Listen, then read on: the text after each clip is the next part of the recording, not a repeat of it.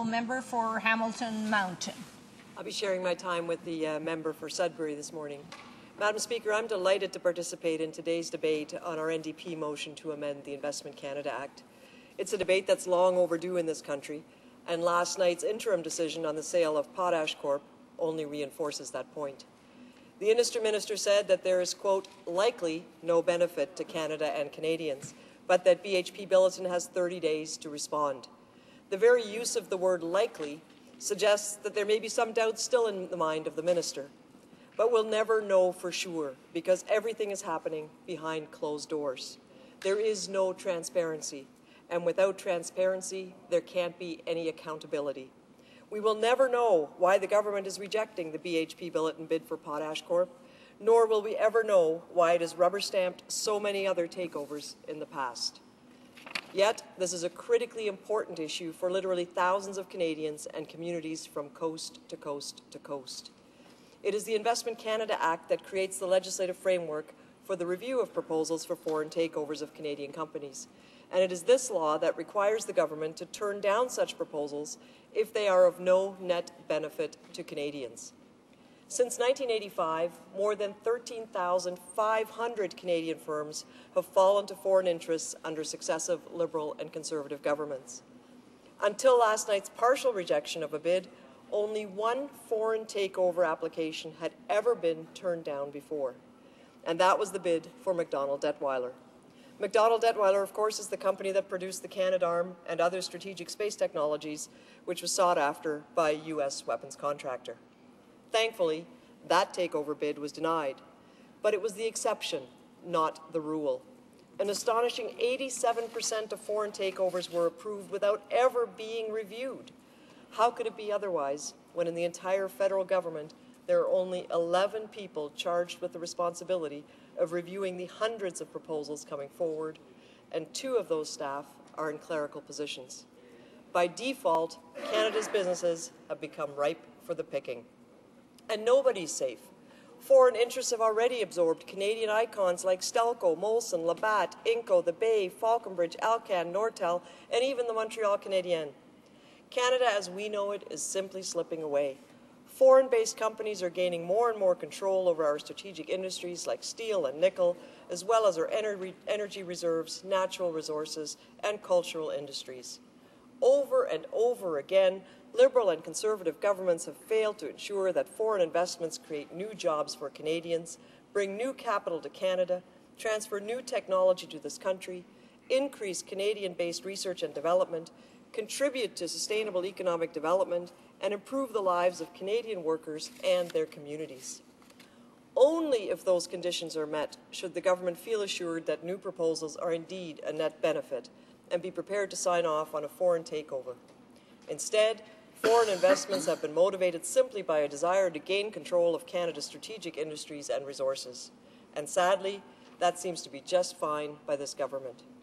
A perfect case in point is the recent takeover by U.S. Steel of Hamilton icon Stelco. It provides the cautionary tale of an approved takeover gone terribly awry. Let me give members in this House a little background on what happened in Hamilton. U.S. Steel acquired the former operations of Stelco Inc. in 2007. That included both Hilton Works in Hamilton and Lake Erie Works in Nanticoke. Under the Investment Canada Act, U.S. Steel had to demonstrate that its investment would provide a net benefit to Canada. As a result, it had to make commitments with respect to job creation, production levels, and domestic investment. To that end, U.S. Steel and the Government of Canada signed an agreement that committed U.S. Steel to 31 different undertakings and promises. U.S. Steel then started up its operations in the fall of 2007. Just a year later, layoffs began at Hilton Works, and in 2009 at the lake as well.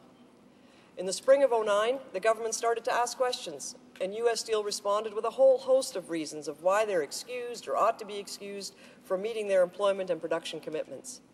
The excuses didn't fly, and so the government took U.S. Steel to court in July of last year.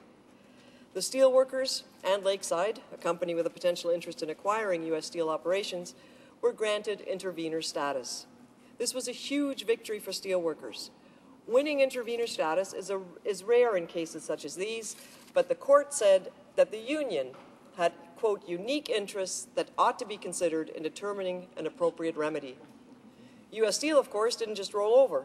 And so in September of 2009, the company went back to court, challenging the constitutionality of the entire act. Thankfully, in June of this year, the judge dismissed U.S. Steel's claim.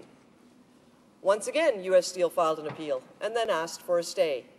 The court didn't grant the stay application, but to this day, the charter challenge is continuing through the courts. In the meantime, U.S. Steel is expected to file its materials for the original case, and the hearing will likely be sometime in 2011. So where does that leave us today? I think a number of issues are thrown into relief. First, by taking U.S. Steel to court, the federal government has acknowledged that it does indeed have a legal duty to ensure that foreign investments provide a net benefit to Canada.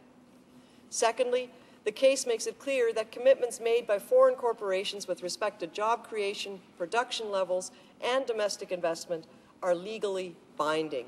They are not fair-weather wish lists that foreign corporations can unilaterally abandon.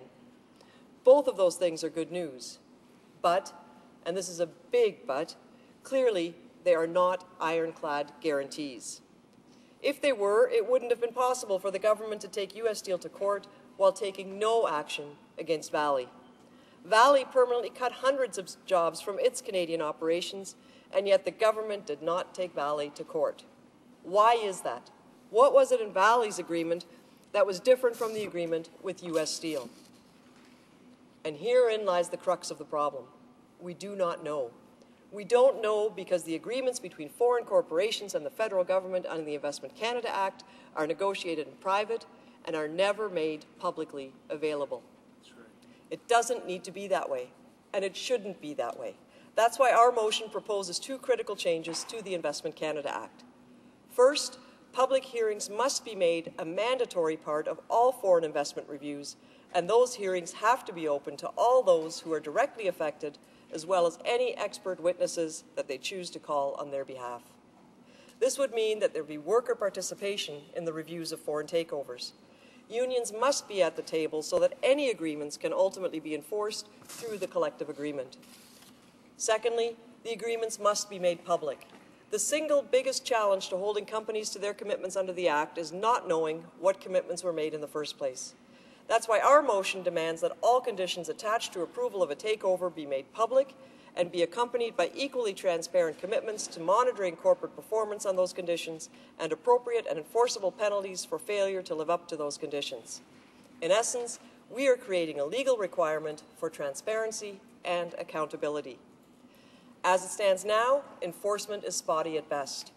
And even where the government is taking action, workers have to rely on the courts to decide on the appropriate remedy. The court may order fines, divestment, compliance, or some combination thereof. But it is the workers that need to be made whole. And the best way to do that is to ensure that they are part of the process from day one. The alternative is what's playing out in Hamilton right now. The Minister of Industry came to Hamilton and said that he had sympathy for the workers who are likely to be locked out by U.S. Steel at the end of this week, but that there was nothing he could do. That was on October 15th.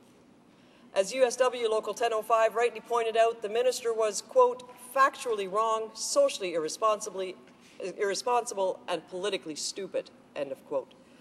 The agreement signed with U.S. Steel did not expire until October 31st, so the company could not, as the minister suggested, quote, make decisions good or bad or indifferent according to their timetable and responsibilities. U.S. Steel was still bound by its agreement with the federal government, but the minister simply threw up his hands. Taking a company to court is one thing, but the cavalier attitude displayed by the minister in Hamilton means that reform of the system is desperately needed. The enforcement of foreign takeover agreements can't be left in the hands of ministers who aren't on top of their files. Canadians deserve better, and our motion delivers better, because our Canada is not for sale. Thank you very much, Madam Speaker.